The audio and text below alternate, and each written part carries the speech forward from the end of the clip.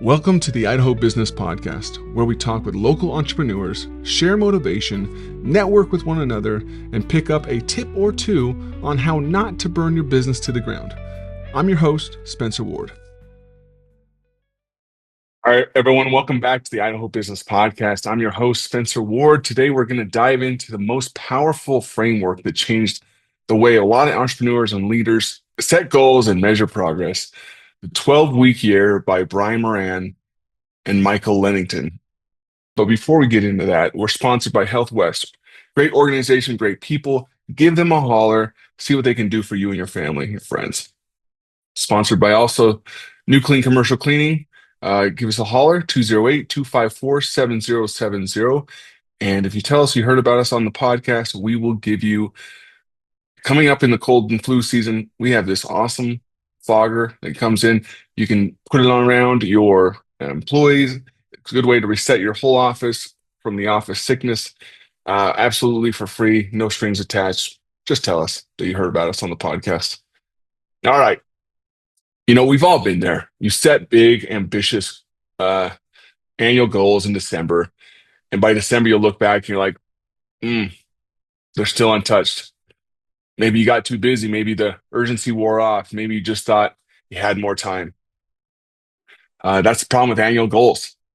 They give us too much runway. You know, I've been there. I still deal with that. As Brian Moran says, annualized thinking limits performance. When you have 12 months to get things done, it's easy to put off the critical activities into the future. And I can tell you that is absolutely the truth. We've talked a lot about goal setting in this, and I've talked in the past about making it simple for annual goals, because some of us make them too complex or too many of them, and that really helps to bombard your thoughts and limit your performance. But I'm reading this book right now, and it's really opening my eyes. So I figured I'd share some more thoughts that I had about it. So imagine that instead of waiting until December to feel the urgency, you start each January or April or July and October with a brand new year. And at the end of each cycle, you review, reset, and refocus. That means you get 4 times as many years to accomplish your goals. Sounds awesome. Now, you might think, hey, it sounds tiring too, but isn't it tiring to go to work and do all the things that you need to do for your business just to get done with the end of the year, and you're no closer to the goals you've set? Maybe they're income goals for yourself, and you're not closer. Maybe you're not making the money you want to be making because you're just so busy sometimes putting out the fires or just getting inside your business that you just don't come up for air. I think with these weekly performance tracking, which we're going to talk about, is going to solve all that. This isn't just theory. You got to measure it. The author emphasizes using weekly scorecards or tracking sheets. No complicated spreadsheets, just simple visual tools that show what's your goal for the week, what's the action that gets you there, did you or did you not do it? We've talked a lot about this in the past. Tracking, time tracking, it's all important. But here's the magic part. Even if you're only 85% effective, meaning you consistently check off 85% of your key actions each week, you'll achieve excellence. Excellence then is not about perfection. It's about doing the critical things with consistency. A quote from the book right there. I don't want to sound smarter than I am. You know me, guys. All right, let's give you an example. Let's put this theory into practice right now. So say you have a sales team. Instead of saying, we're going to close 1.2 million in new sales this year, break it down into 12-week cycles. Goal for 12 weeks is 300K in sales. Weekly action, maybe it's 25 outbound calls, 10 proposals, and 2 demos. If your sales team tracks and consistently hits those weekly actions at 85% or better, you'll blow right past your annual target. Say you run a carpet cleaning or HVAC company. Instead of setting a vague annual goal like improve customer retention, you set a 12-week goal, increase 5-star reviews by 30.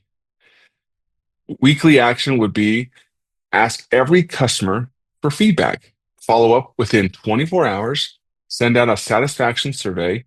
If you track those actions each week, by week 12, you'll have the reviews, the feedback, and a stronger retention rate.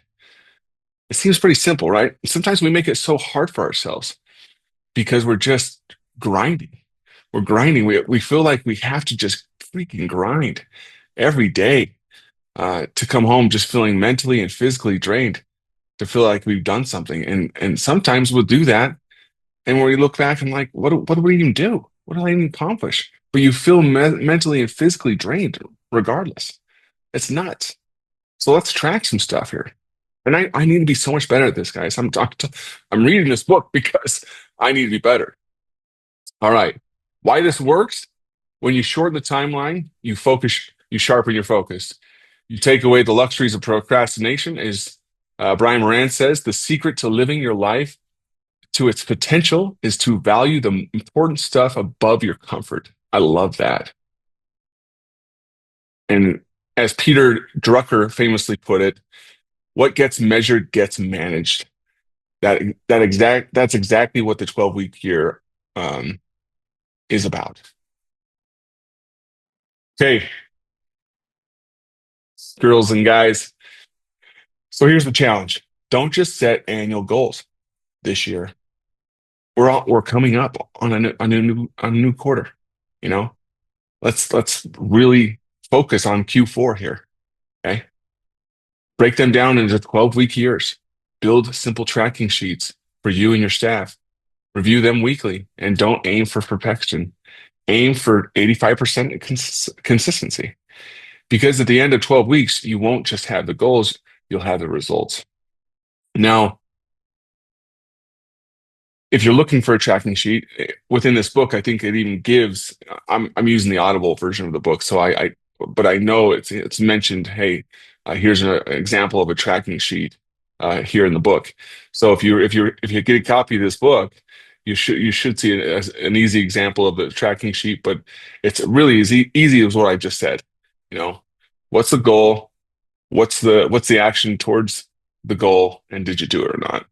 You know, and if you want, you can put some notes by the side of it for each one of those actions. So it's easy, guys. We overcomplicate things.